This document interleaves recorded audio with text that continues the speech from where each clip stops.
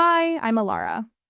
At the auction, my mother looked straight past me and told her friends, "She's just here to clean." They all laughed. No one knew the $4.2 million painting they were fawning over was mine. They didn't forget me, they erased me.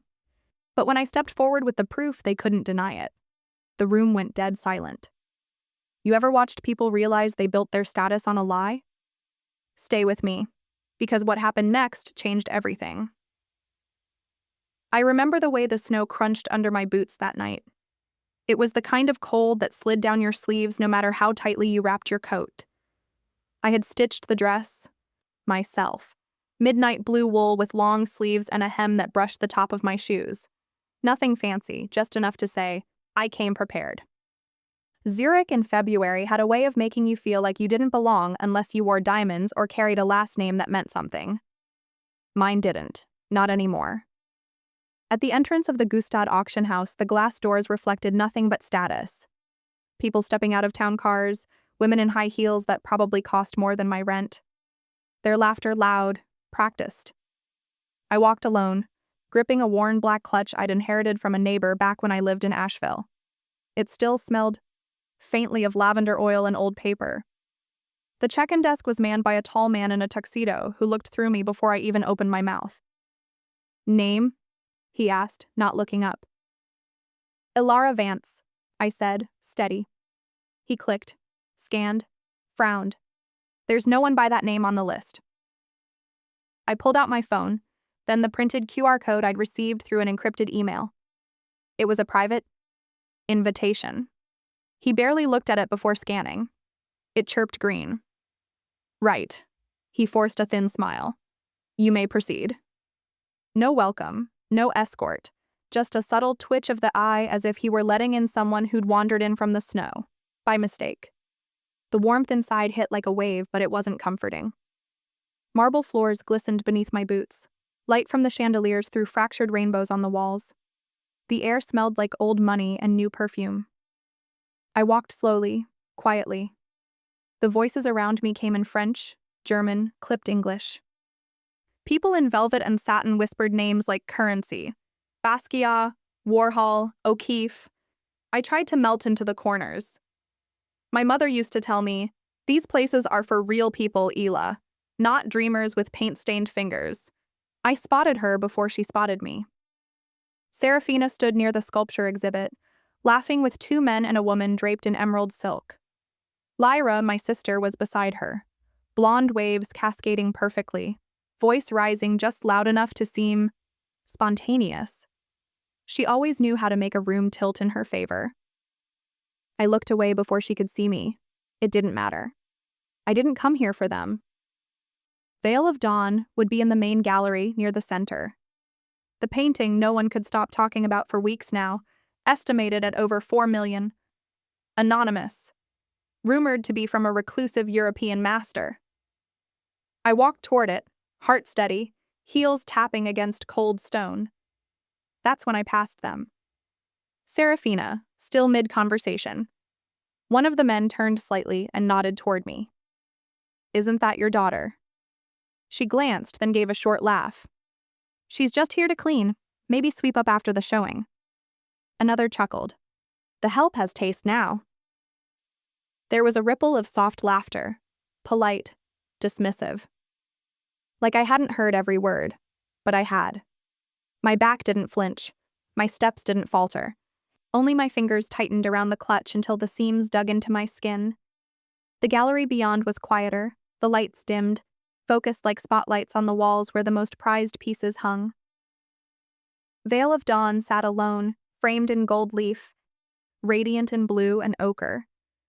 From a distance, it looked like a sunrise behind fog, colors bleeding into each other like breath against glass. People hovered around it, whispers carried. They say the artist's a genius from Prague, trained under Holst at the Berlin School. Maybe even connected to Marianne Voss. I stood near the back, close enough to see the plaque. Artist unknown. Just like that. My name, gone. I had painted it over a year ago in a converted storeroom behind a secondhand bookstore. The materials were donated. I had layered the grief of a decade into that canvas. And now, here it hung. priceless and nameless. Or rather, stripped of the only name that should have mattered. A woman in a feathered wrap stepped beside me. "It's beautiful," she whispered. I hear the artists in hiding. So mysterious. I said nothing, just watched her lean in to take a photo. She didn't know she stood beside the person who had painted that sky. I stepped to the far wall and sat on a narrow bench. No name tag. No reserved plaque. Just silence and a bitter chill that clung to the lining of my dress. As the auction lights dimmed, a voice carried across the marble floor, sharp, incredulous. "That can't be who I think it is." It was my sister's voice, Lyra's. Voice sliced through the low murmur of the gallery like a shard of glass dropped on marble. "That can't be who I think it is." I didn't move, didn't turn, just kept my eyes on the floor tiles, pretending I hadn't heard her. Pretending, maybe, that I wasn't me. The laugh that followed, hers, high-pitched and knowing, wasn't loud, but it landed. Moments later, a man in a slim black vest approached, holding a sleek tablet like it made him important. "Excuse me, ma'am?" he asked, bending slightly at the waist. "We've had a minor mix-up with seating. Would you follow me, please?" He said it with a smile practiced in mirrors, but his eyes never touched mine, just skimmed past me like he was still deciding if I belonged here at all. I stood. The room moved in a rhythm I didn't recognize, heels shifting, glasses clinking, a low hum of conversation thick with judgment. I followed him silently, weaving through rows of velvet ropes and leather chairs arranged in neat curves around the main gallery floor. We walked past rows of nameplates, Branson, Ellsworth, Van Dyke, and he led me farther and farther back until we reached a narrow aisle tucked behind a standing floral partition. It smelled faintly of peonies and air freshener. "This is you," he said, motioning to a chair wedged between a tall ficus and the swinging door to the side entrance, where catering trays clattered every few minutes. I sat. There was no nameplate, no place card, nothing but a folding chair with a wrinkled cushion that wobbled slightly when I shifted. To my right, less than 4 feet away, was a polished brass sign, "Restroom." Its reflection caught my eye. I could see myself in it dimly, warped like a ghost someone forgot to polish away. Behind the divider, laughter swelled. The auction hadn't started yet, but the air was already electric. I could hear Lyra's voice. She had the kind of laugh that demanded attention, and she was talking fast, like someone in control of the spotlight. "She's sitting back there," someone whispered nearby. "Maybe she's staff," another voice offered. "She doesn't have a name tag." The words landed harder than I expected. I tried to smile, just enough to seem unfazed, but it slid off my face before it reached my eyes. My hands found my lap. I smoothed the fabric of the emerald green dress I'd thought was generous. A peace offering, maybe. 2 nights ago, Lyra had shown up unannounced at the Airbnb I'd rented. She walked in like she owned the place, holding a garment bag in one hand and a bottle of wine in the other. "I figured you didn't have anything formal," she said, setting them both down. "This might help you blend in. It's tasteful. That's what you want, right?" She didn't wait for me to answer. She never did. The dress had fit well enough. It was elegant in a subdued way. Long sleeves, structured waist, neckline high but flattering. I'd spent half the night wondering if she was trying to reconnect, some kind of sisterly truce. But now, she swept past my corner without looking at me, draped in the same shade of emerald, but hers shimmered, the fabric newer, cut sharper, paired with heels that clicked with intention. Her friends turned to her and laughed. One leaned, and "Oh my God, she actually wore it!" Lyra smiled, tilted her head. Loud enough for everyone around to hear, she said, "Didn't think she'd take it seriously." And just like that, I understood. The dress wasn't a gesture of kindness, it was bait. I looked down at the cuff. A faint beige smudge near the seam caught my eye. Foundation, probably hers. She'd worn this dress before, used it, tossed it to me like a costume for someone playing a role beneath her. A discarded thing, the kind you give away when you're done pretending to care. I sat still. No fidgeting, no tears. But I stopped making eye contact, stopped adjusting my posture. My breathing got shallow, slow. I wrapped my hands tighter around the clutch in my lap, the same one I'd brought to every job interview, every exhibit, every opening where I was invited to observe, not participate. The crowd around me grew louder, more alive. Someone near the front popped a cork, and the soft hiss of champagne broke through the static in my mind. I didn't move. I couldn't. It wasn't the chair by the toilet. It wasn't even the dress. It was the realization, quiet, final, that nothing I had done or become changed how they saw me. Not as an artist, not as a woman, not even as family. Then, as the lights dimmed for the opening bid, I turned slightly, just enough to see past the partition, and caught a glimpse of a framed photo near the gallery entrance. It was mounted above the welcome table, next to the list of tonight's contributors, and under a gilded light. My heart stuttered. I knew that photo, but not the way it looked now. The hum of anticipation melted into soft silence as the auction lights dimmed. My eyes caught a subtle gleam just beyond the partition, near the entrance. A frame tilted beneath an overhead spotlight. I stood slowly. My heels made no sound against the marble as I weaved through people whose eyes barely registered me. I didn't care this time.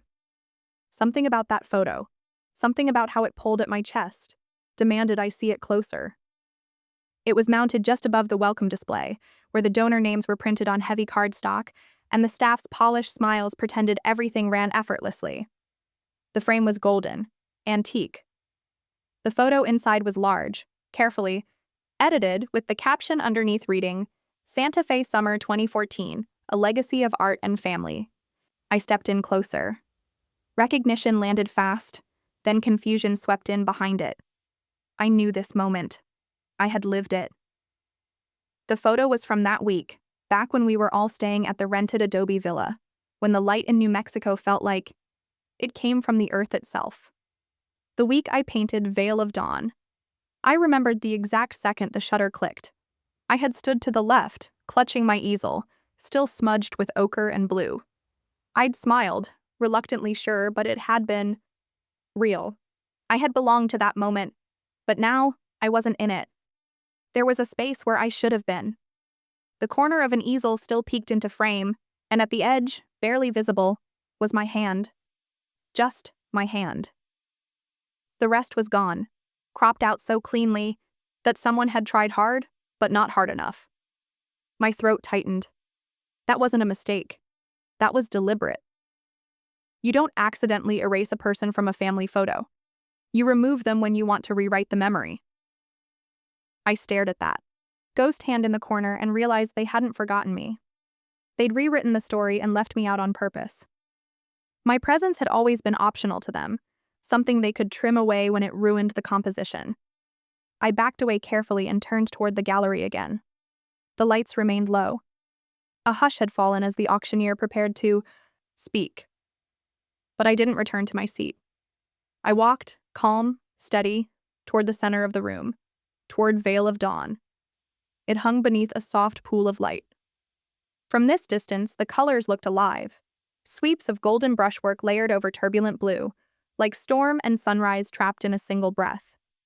The kind of peace that demanded to be felt, not just seen. A man in a deep velvet jacket stood, with a glass of white wine, muttering to a woman beside him. "They say it might break 20 million. Can you believe that?" She made a face. "It's a mess of strokes. My niece paints like this when she's mad. Give a toddler a brush and a glass of Merlot." I stood a foot from them, said nothing. Another couple walked by. "It's powerful," one murmured. "But masculine. Aggressive," the woman next to him scoffed. "Probably some tortured European guy with a tragic backstory." I clenched the strap of my clutch tighter, anchoring myself in silence. No one here knew. They judged loudly because anonymity gave them freedom. Or maybe cruelty had always come naturally to this crowd. Then I heard her. Lyra's voice, the one I'd known since she first learned how to speak and figured out how to use that voice like a weapon. She strolled past the painting with a small entourage, champagne in hand, eyes amused. "It's good," she said, her tone deliberately generous. In a tortured kind of way. The artist was probably unstable. A soft wave of laughter followed her. Words.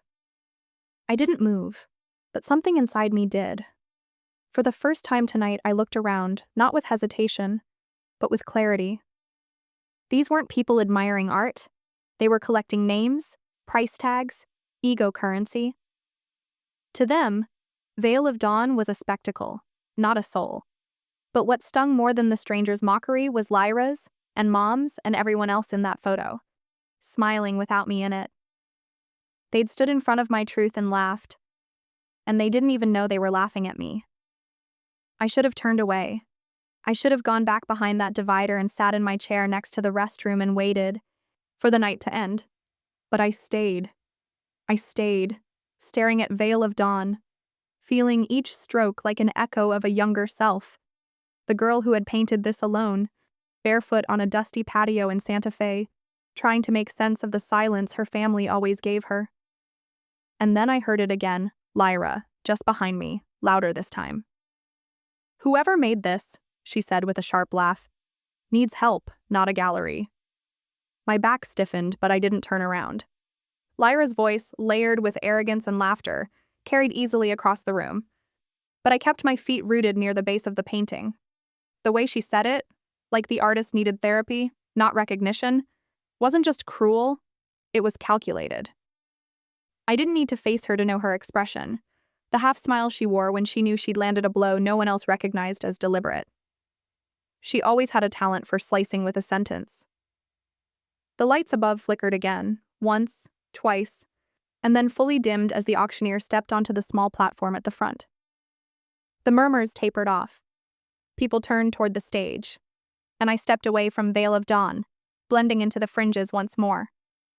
I moved quietly, keeping to the periphery of the crowd, the way I had my entire life at family functions, present, but never included.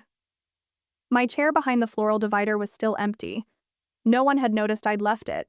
The auctioneer cleared his throat and spoke into the microphone with a crisp Swiss accent. "Before we begin tonight's extraordinary bidding for Veil of Dawn, we'd like to invite a special guest to share a few words, someone who's been deeply connected to the artist's journey." I blinked. No one had been connected to my journey, not since the summer I painted it alone, surrounded by strangers at the women's shelter in Santa Fe. Then I saw her. Lyra. She rose from the front row, her emerald dress shimmering beneath the gallery lights. Not the one she had handed me 2 nights ago, the one I now sat sweating in, but a modernized version, tailored sharper. She walked with confidence as if this stage had always been hers. The room applauded lightly as she took the mic. Her voice was soft at first, intentional, measured. "This piece," she said, her hand sweeping gently toward the canvas behind her, "was born out of profound pain and healing. I had the privilege of being there for the artist during one of her darkest seasons." The audience stilled, drawn in. I watched her fight through that storm, and this work, Veil of Dawn, is what came from it. Grief became movement. Loss became form. I couldn't breathe. Lyra never knew what that season cost me. She never called, never visited the shelter, never asked where I had disappeared to when I left the family's summer rental early with a duffel bag and barely enough money for the Greyhound. She was never there when I painted until my fingers bled, using scraps and borrowed brushes under a flickering fluorescent light. But now she was up there, speaking as if she'd midwifed it into being. She gestured toward the painting again, as though she were introducing her own child. "They say art is survival," she continued, "and I say it's proof of love, of sisterhood." My nails dug into my palm. A part of me wanted to scream. Another part wanted to vanish entirely. What was worse, her theft of my work, or her theft of the grief it came from? They didn't just take my place, I thought, my eyes burning. They handed my voice to someone who never even had to whisper. The crowd began to applaud again, soft at first, then louder. I turned slowly and stepped back from the wall, navigating through the quiet gasps and tilted heads as the auctioneer resumed his place. Lyra smiled graciously as she stepped down. I couldn't let it continue. I moved to the edge of the gallery, where a young woman in black stood with a headset, her clipboard rested at her side.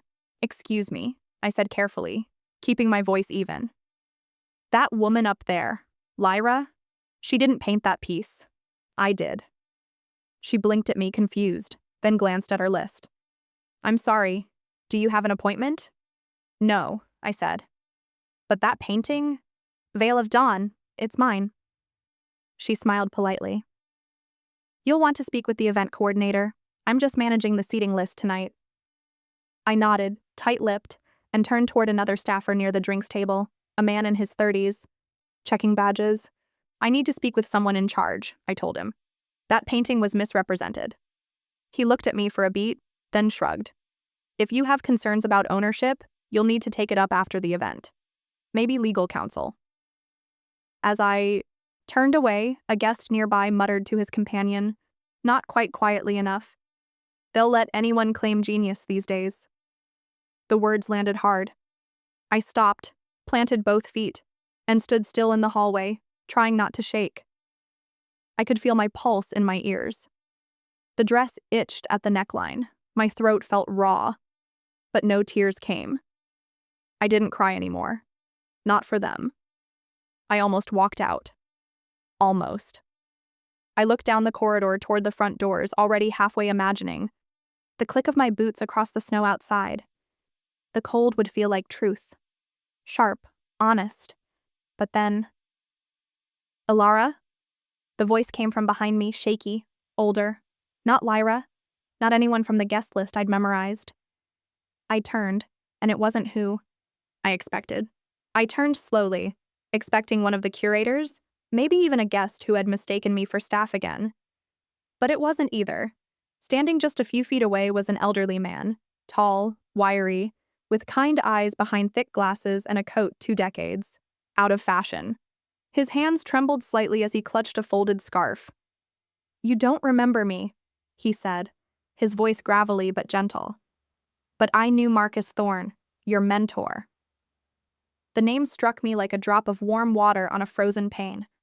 Marcus. I hadn't heard it aloud in years, not since the week he died before I ever had the courage to show him the finished piece. I nodded slowly, unsure if I was supposed to speak or simply let the moment rest. "I'm Arthur," the man continued. "I worked with Marcus, studio assistant sometimes, just a guy who brought him coffee. He used to talk about you." Before I could reply, a young woman in a black blazer stepped toward us, carrying a clipboard and a subtle but rehearsed smile. "I'm sorry, miss," she said, her tone professional and firm. "You're not on the clearance list for this area. Would you mind coming with me?" I opened my mouth to protest, but nothing came out. Arthur looked at me, uncertain. "They're moving us to the overflow lounge," she said. "We've reached capacity." She didn't wait for a response. I followed her silently, Arthur trailing behind. The overflow lounge was a narrow conference room down a corridor near the kitchen. Fluorescent lights buzzed faintly overhead. The walls were bare, save for a mounted TV showing the main auction room on a delayed feed. Folding chairs were lined up in uneven rows, half filled with forgotten names and low-tier patrons sipping watery wine from plastic cups. I sat down. Arthur took the chair beside me, sighing softly. "They did the same thing to me when Marcus died," he muttered. "Said there wasn't enough space at the memorial. Made room for the press instead." My hands rested in my lap. The screen in front of us displayed Lyra now, still glowing in that dress, smiling like she knew exactly how to command the room. They'd put me in a side room to watch my own life, be paraded in front of strangers. "I know this isn't much," Arthur said, reaching into his coat pocket. "But Marcus left something. Told me to give it to you if I ever saw you again, and you looked like you were about to vanish." He handed me a small flash drive, plain, no label. I blinked at it for a moment. My fingers moved without thought, reaching for my phone and the small adapter I carried for sketch files. It took a second to load, the screen flickering before an old video began. The lighting was dim, just Marcus's studio lamp casting shadows on his thinning hair. He looked tired. His voice, though, was steady. "If they erase your name, let the work speak," he said, "but don't disappear. Your voice matters more than their walls." He smiled, faint but real. "Art was never about approval, Alara. It was about presence. Keep showing up. The video ended. I stared at the screen a moment longer. Not crying, just breathing through the weight of being seen again, even if only through a recording. That voice, I whispered. He was the only one who ever called me an artist without laughing. Arthur gave a soft nod. He believed in you fiercely.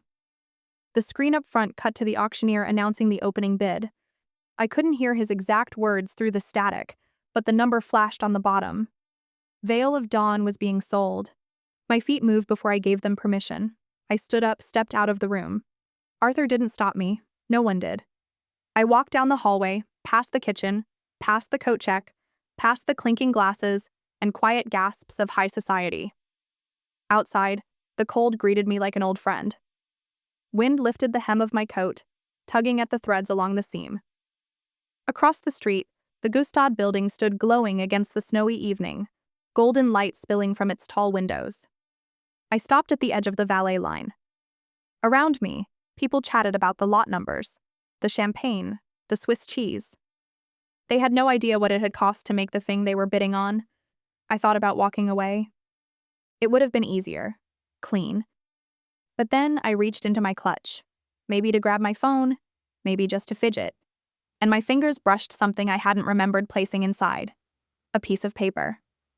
I pulled it out. Folded, thick stock, familiar, texture. When I opened it, I saw the original sketch of Veil of Dawn, the one I drew at the shelter that first night. And there, beneath the lines, was my name. My full name, scrolled in graphite. Alara Elner. Marcus must have tucked it in before he died. Quiet. Intentional. Like him. I stared at the sketch for a long moment. Then I looked back at the glowing building. I turned around, clutched tight in hand. Not yet, I whispered to the wind. You don't get to keep my silence. I stepped back inside. The cold from outside still clung to me, but something inside had shifted. There was no rush in my walk, no tremble in my spine. Not revenge, not even anger. Just something sharper, cleaner, like light after a long blink. I walked through the corridor quietly, past the velvet ropes, past the conversations about vintages and valuations, and slipped into the main viewing room again. No one noticed. No one stopped me. The lights were softer now, focused on the stage where the auctioneer stood, poised like a conductor, baton in hand, voice crisp and proud. And now, he announced, lot number 71, Veil of Dawn. I took a seat at the back, near the service entrance, half shielded by a column, still holding the folded sketch, now creased by my grip. Opening at $1 million, he said, and just like that, the room stirred. Hands rose without hesitation, paddles marked with family crests, tech emblems, diamond insignias. People I didn't know, raising prices on what I had painted with. Trembling hands in the dark, with borrowed light and broken brushes. A billionaire from Dubai offered $1.3 million, a hedge fund couple countered. A woman in pearls whispered something and signaled 1.5. The room buzzed. I reached into my clutch and pulled out my paddle. It was nothing fancy, paperboard, slightly bent at the corner, but it had been assigned to me when I first entered, along with a courtesy guest badge no one had respected. I raised it, calm, straight. Not even 2 seconds passed before a staffer in a sharp gray blazer hurried over. "Excuse me, miss," he said, just loud enough to draw attention. "That paddle isn't registered. I'll need you to lower it." People near me turned. Someone snickered. "I'm sorry?" I asked, still holding it aloft. "You're not authorized to bid," he repeated, this time with a tighter smile. "Please lower your paddle, or we'll have to revoke your guest privileges." I lowered my hand slowly, like I was putting down a blade. Chuckles rippled again. The auctioneer didn't pause. He called for $2 million. My face didn't burn, not anymore. I had already run out of space for shame. Instead, I turned to the man, who'd spoken, and said, "I'd like to see the documentation of provenance, please." He blinked. I don't handle that directly." "Then find someone who does." He hesitated. Maybe it was the tone. Maybe it was something in my eyes. But he nodded and disappeared for a moment. When he returned, he was accompanied by a polished young woman with a binder in hand. She offered me a practiced grin. "The file includes the artist's background narrative and certificate of authenticity," she said, "though I'm afraid guests aren't typically granted access to those." "I'm the artist," I said, not raising my voice. The woman blinked. I held her gaze until she handed the folder over. Inside, glossy printed pages, curated lines about loss and courage. At the bottom of the certificate, just below the reproduction, "A Veil of Dawn" was a signature, but it wasn't mine. It was close, but it was Lyra's handwriting, shaped to mimic mine. And beneath it, "Inspired by the guidance of Lyra Vance." I felt my jaw tighten. Every nerve went still. Not only had they stolen the work, they'd rewritten it, reassigned my grief to someone else's resume. My brushstroke, my breakdown, my healing, turned into a marketing device for the woman who once told me I should stick to babysitting. I looked up. The bidding had climbed to $2.9 million. Lyra was now standing near the front, smiling toward the audience as if she were the bride in a wedding she didn't attend the rehearsal for. Another paddle rose, $3 million. Then she turned and waved to someone near the back of the room, a man from Monaco by the accent. He lifted his hand slightly, acknowledging her like an old friend. And in that moment, the flash of a camera went off. Lyra posed just beneath my painting, her hand lightly touching the corner of the frame, like she was blessing it. My fingers lost grip of the paddle. It clattered to the floor, and the sound, small but sharp, cut through the room like a dropped crystal glass. Heads turned. A woman 2 rows ahead leaned toward her companion and whispered, not softly, "Is she still here? God, give it up already. She looks like she came to refill the wine." Laughter flickered around her like sparks catching in a dry field. I didn't move. I sat still, hands folded, chin high, but something inside had snapped. Not in rage, but in silence. That kind of silence that grows teeth. I inhaled through my nose, looked once more at the stage. The auctioneer raised his hand. Going once? The room hushed. Going twice? Lyra smiled like a queen with the crown already on her head. And I stood. No words.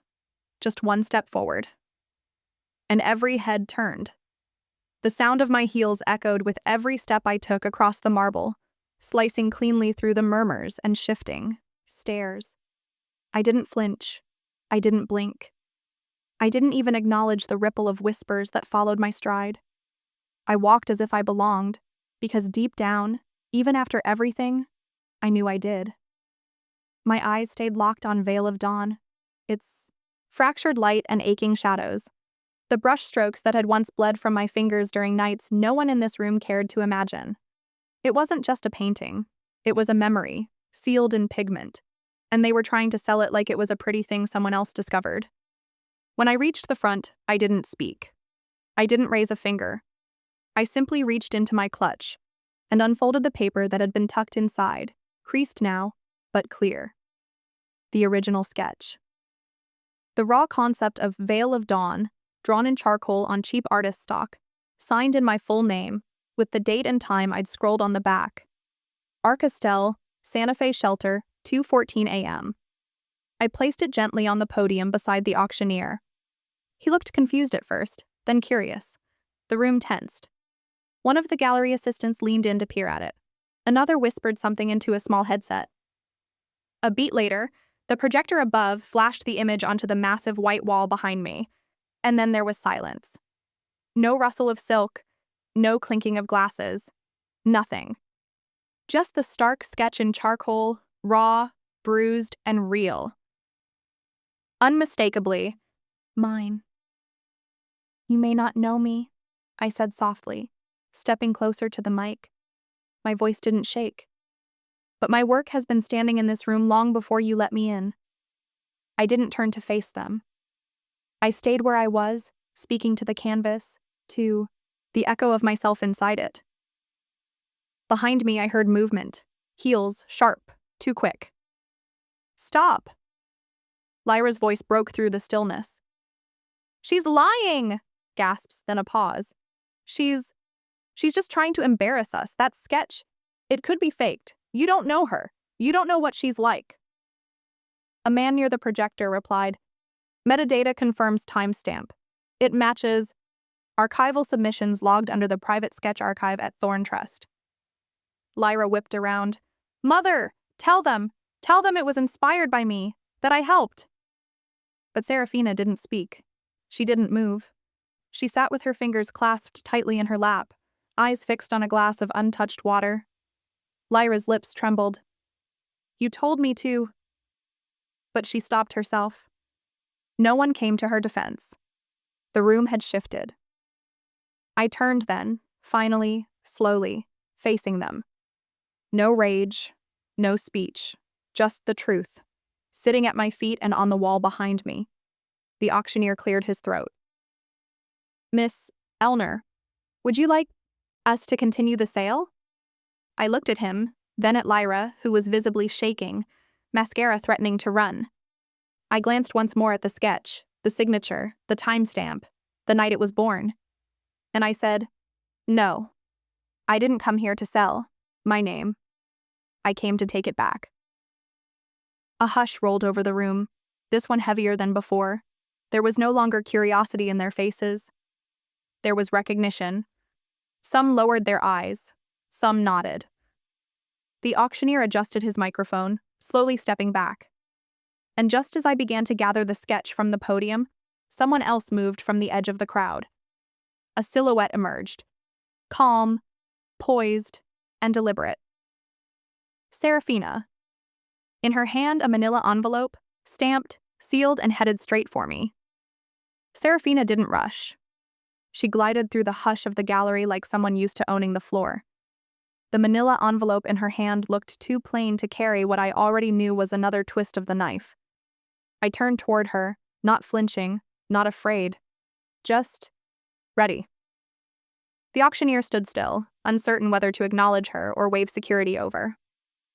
But she bypassed me entirely and offered the envelope directly to him. "There's a matter of clarification," she said, her voice smooth as aged bourbon. "This document pertains to the legal ownership of the work being discussed."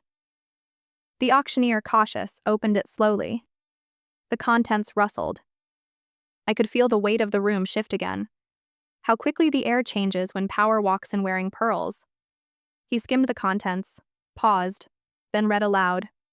"Notarized deed of ownership for the physical work, Veil of Dawn, filed under Vance Holdings LLC.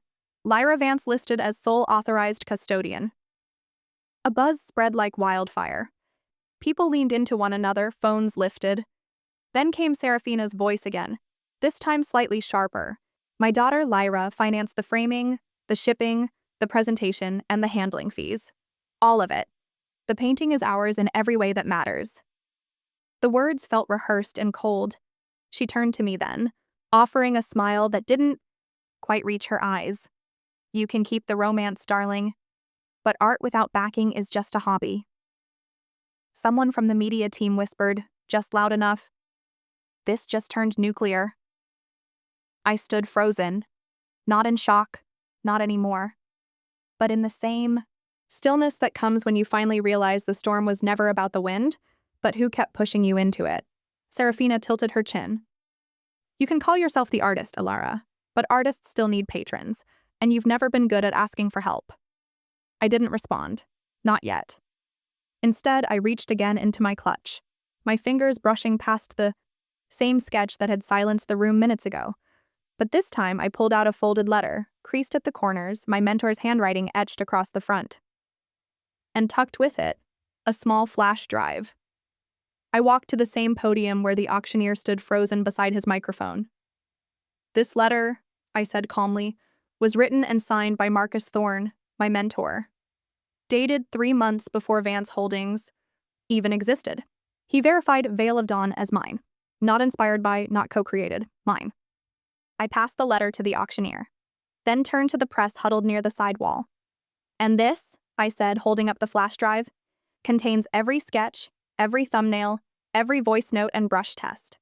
All time-stamped, all in my name." The cameras clicked faster now. The media leaned in. I placed the flash drive into the hand of a woman from the New York Post and simply said, "Make it public." Gasps turned into murmurs. Lyra stood again. "This is ridiculous. It's slander. She's bitter. She's jealous because she never had enough." "I had enough," I said. Not a shout, not a plea, just a statement. And it sliced through her monologue, like glass through silk. Then I stepped in front of the painting, not beside it, not in its shadow. "I painted Veil of Dawn when I was sleeping on floorboards," I said, my voice steadier than even I expected. "Not for profit, not for applause, but because I needed air. And this was the only way I knew how to breathe." I looked toward the crowd, faces that once dismissed me now watching with stunned focus. "This canvas may legally belong to you," I continued, eyes briefly flicking to Serafina and Lyra. "But this work, its story, its pain, its breath is mine. You can keep the walls. You'll never own what lived inside them." Then, without waiting for another insult or defense, I turned. I could feel their silence behind me, thicker than before. And as I reached the tall glass doors of Gustad, I heard it. Not for Veil of Dawn, but for the peace that followed it. The auctioneer's gavel dropped, and I kept walking. The doors behind me closed with a quiet finality, and the gavel cracked against the auctioneer's podium. I didn't look back. That sound, once the echo of power, no longer held me hostage. It rang out, yes, but not for me, not for my painting. Snow was falling harder now, soft and slow, like the air itself was exhaling. I stepped down the marble staircase of the Gustad auction house, each footfall firmer than the last. My breath curled visibly in the cold. Zurich at night never looked warmer than it did right then. I reached into my coat pocket, not for my phone. I hadn't checked it all night, though I could feel the vibrations humming against my leg. Over 100 notifications, missed calls, unknown numbers. But I didn't look. What I reached for instead was the silver ring. It had been tucked inside my clutch before I entered that building. I hadn't wanted it seen, hadn't wanted me seen, not as I was. But now, in the cool outside light, I slid it back onto my finger. The way it settled on my skin felt like something returning home. That ring had been a quiet anchor since I was 16. My father gave it to me before he passed. He didn't say much, but when he handed it over, he'd simply said, "Paint whatever they say you shouldn't. That's how I'll know it's you." And now, in the days that followed, I watched the world shift. Not with fanfare, not with fury, but with precision. Vance family fraud allegations surface. Auction house under scrutiny for artist erasure. Anonymous sketch stuns industry with viral truth. Lyra's sponsorships vanished faster than a summer storm. Magazines quietly pulled her photo spreads. One podcast episode she appeared on was edited retroactively to focus on the art, not the hype. Serafina stepped down from her position on the Board of Arts Education. Not because she was fired, no. They issued a polite thank you email and a commemorative plaque, but the silence around her was louder than any resignation speech could have been. Donors stopped returning calls. Patrons looked elsewhere. There were no dramatic headlines screaming for blood, just absence. And for people like them, silence was the cruelest punishment of all. Months later, I moved to Asheville. I didn't plan it. I just came for the mountains and never left. Tucked between a family-owned bakery and a violin repair shop, I opened a modest gallery with exposed brick walls and chipped white trim. No spotlights, no velvet ropes, just daylight, wood floors, and open space. Admission was free. None of the paintings were signed. If people asked whose work hung on the walls, the volunteers would simply shrug and say, "Depends on which brushstroke you're looking at." Most didn't ask. But some did. The back of the gallery opened into what used to be a storage space. I converted it into a studio where kids dipped fingers in paint and older folks sipped coffee while sketching faces that reminded them of someone they lost. On a faded chalkboard, scrolled in uneven handwriting, I'd written, "The walls never ask if you belong. They just hold whatever you're brave enough to hang." I lived quietly. Not invisibly, just intentionally. I didn't seek out interviews. I didn't need applause. The story had already been told, and the people who needed to hear it had heard it. That was enough. One afternoon, as I restocked some brushes in the back, I heard the soft gasp of a visitor near the entrance. When I stepped around the corner, I saw her, a woman about 10 years older than I'd been when I painted Veil of Dawn. She stood frozen in front of a display case near the entrance. Inside was the original sketch, the same one I'd laid on the podium that night. Beside it sat a small velvet box, the ring. A brass plaque was mounted just below it. No dates, no titles, just a sentence. To the one who saw color where others saw mess. That line had come from Marcus, long before any of this began. The woman turned to me misty-eyed. "Did you write that?" I smiled, shaking my head. "No, but I earned it." She nodded once, then looked away like she needed a moment. People sometimes did. Later that day, I was painting in the back, a quiet afternoon sun pouring through the dusty skylight, soft music playing from someone's phone. A little girl wandered in, couldn't have been more than 9. She stopped in front of the canvas I was working on, tilted her head and asked, "Who made this?" I didn't hesitate. I smiled and said, "Someone who used to be quiet." She nodded, then walked on. And that was that. I no longer needed them to say my name. My name was in the breath behind every line, the silence between colors, the space that art creates when no one's shouting over it. Some silences don't mean surrender. Some silences are brushstrokes waiting to be seen. What moments of silence in your own life have spoken the loudest? I'd love to read your experiences in the comments below. And if Alara's journey resonated with you, a like and subscribe would mean the world as I continue to share stories like these.